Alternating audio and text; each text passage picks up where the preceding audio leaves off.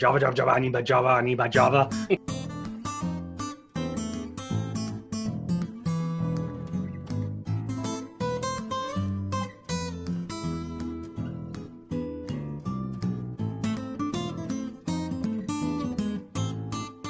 Welcome to Coffee with Dwayne and Jesse. I'm Dwayne. I'm Jesse. This is our first episode. Number one. This is history in the making. This is ground zero. Ground zero Yeah. and history in the making. See, ground zero reminds me of like an explosion of some sort. Like, Yeah. So Yeah. like maybe where the bomb drops or something. That's That's zero. not good. This is not ground zero. This is not ground zero. Can we call it the cornerstone? Like the cornerstone? Foundation of something. Foundation? Good things to come. Yeah. All right. Yeah. All right. Well, this is a show about life, family, and coffee. Coffee. Right? We love our coffee. Well, I love my coffee. And I say I love my coffee. I really have a strong like for my coffee. I'm developing a strong like for different coffee. You know, I think for a long time I was just that's not coffee. I mean, it's coffee, but it it's is mass-produced coffee. Mass-produced, and I loaded it with sugar, so I don't even know that I was getting the coffee. It was just liquefied sugar and cream. So, right. But you're making a change to that now. You're drinking your coffee black. Yeah, black. Nothing in it. Nothing at all. All right. And what do you think about it? I really like it. I think this is the Tanzania blend. Yep. And it's light enough for newer coffee drinkers. It's not gonna like overpower. But you still get that kind of like, oh, this is good, you know, especially without sugar. You really get to taste, you know, kind of the coffee. Yes. Coffeeness. Coffeeness. We're going to go with it. That's the title of this episode. Coffeeness. Coffeeness. Yep. So when I drink coffee, it used to be that I would drink coffee. There's, I think, two ways to drink coffee. One is to drink it for effect. And that's where you have to have it to get your day rolling. Yeah. And there's people who cannot function without their Java, Java, Java, I need my Java, you know, kind of thing. Yeah. But it looks like this at the beginning, like, I need my Java. Yeah. And so there are times, as a matter of fact, that's how I got started drinking coffee, standing mid-watch in the Navy. It'd be 2 o'clock in the morning and you have to go and do something to stay awake, and Navy coffee would put hair on your chest. And as my grandson would say, at least one, Peppa. At least one. At least one. But anyway, so that's how I started drinking coffee, was for effect, to keep me awake. And it was something just to get me going. But as I've matured a little bit, and to state the obvious, I'm a little older than he is. I think I'm about a little bit twice your age. I'm 27. I'm almost twice his age. Yes. But anyway, so I really enjoy drinking coffee for the sake of drinking coffee, to the point I just bought a coffee business and started selling coffee last year, which is how this thing came about. So that's one of those things that's called dead air. Yeah. And dead air's bad. Yeah. On YouTube channels. Yeah. Yeah. So where do we go from here? So we fill the air. We fill the air. Okay. So you would ask me. So when you were in the Navy, yes, you started drinking coffee. So what was the Navy coffee like? You said put a hair on your chest. Like how? There was a secret blend that our mess cooks used. And I think it was like tar. It was like tar and like fresh squeezed, like I don't want to say coffee beans is whatever stronger like than coffee beans. Like they'd wring out the coffee tree. I don't know. And then they sweat in it, and all that kind of stuff. And the coffee in the Navy is actually so strong that you just say, "Hey, coffee, come here," and it would pour itself, and then it'd come over and jump up into your hand. Into your hand. Yes. And then it'd fight you on the way down. It would fight, and it fights you going back up. And so, yes, that's how strong Navy coffee was. So I started drinking coffee in a much less hostile way. So mine was when I was at one point in business and finance.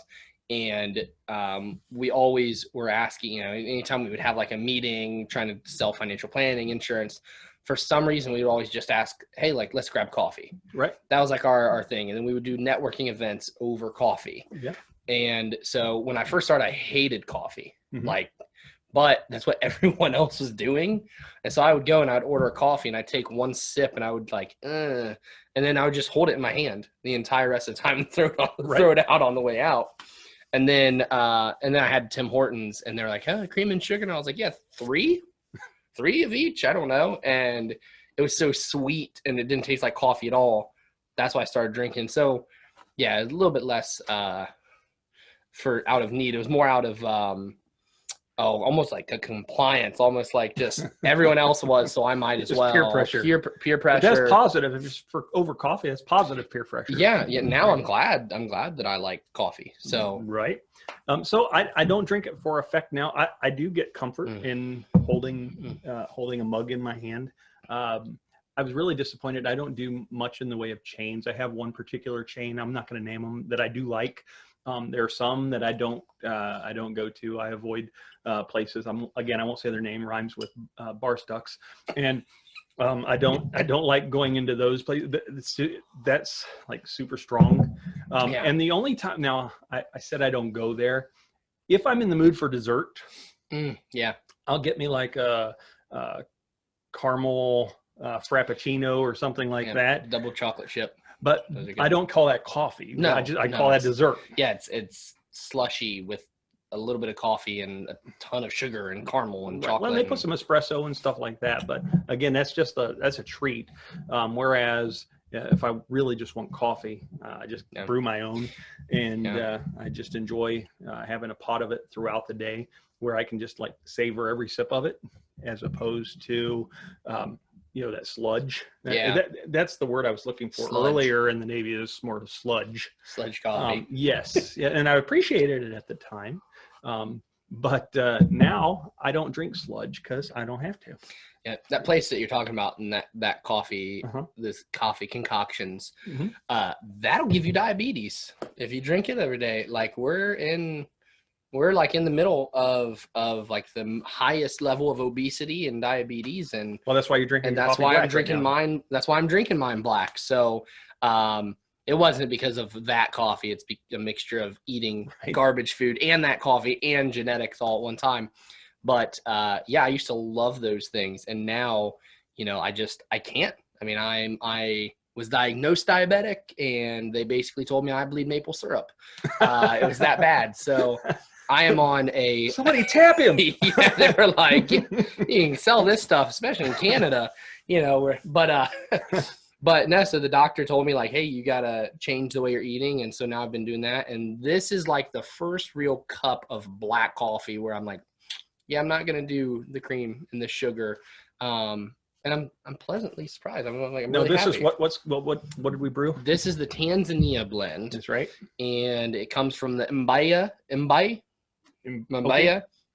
area of Tanzania. If you know anything about that, there's that. We don't know anything about that, really. Some small co-op farmers. Small co-op farmers. And the tasting profile is pear, floral, jasmine, and strawberry. I don't taste any of those, but it's good coffee. I don't taste those either. It tastes like a light to medium. It's not super bold. But I always laugh when I see those tasting profiles on coffee. It reminds me of like those wine connoisseurs. It'll be like, this is grown on the hills of Tuscany on the sunny side of the field. It was harvested by Pierre. He has he was left-handed and had a limp. Had to be left-handed. Right. I'm not that kind of guy when it comes to coffee. I just, again, know I like it or I don't like it. And I've so far I've liked the blends that I have started selling. I appreciate our roasters out in California. And so that's actually, we sell it online. If you want to check out this Tanzania blend, I do like mycoffee.com. And funny thing about the name, people ask me, well, if you're going to start a coffee business, why did you use I do like my coffee, not I love mycoffee.com? And the short answer is that I save love for people Yeah. You know, I love the Lord. I love my family. Love my wife.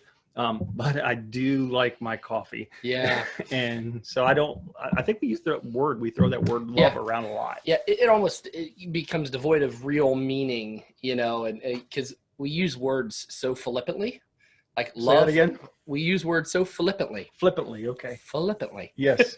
You know, love and hate, especially, you know, I heard someone saying how they hate when it's nice outside and it starts to rain. It's like, do you really like hate it? Does it completely change your entire outlook on life? Like, hate is a strong thing. That's right. You know, like, so I like that. I like, you know, moderating, you know, what we save those big words for that have a lot of meaning. That's right. So yeah, I do really like, you know, my Hey, this has been Coffee with Dwayne and Jesse. I'm Dwayne. I'm Jesse. Be well. Do good. Drink good coffee.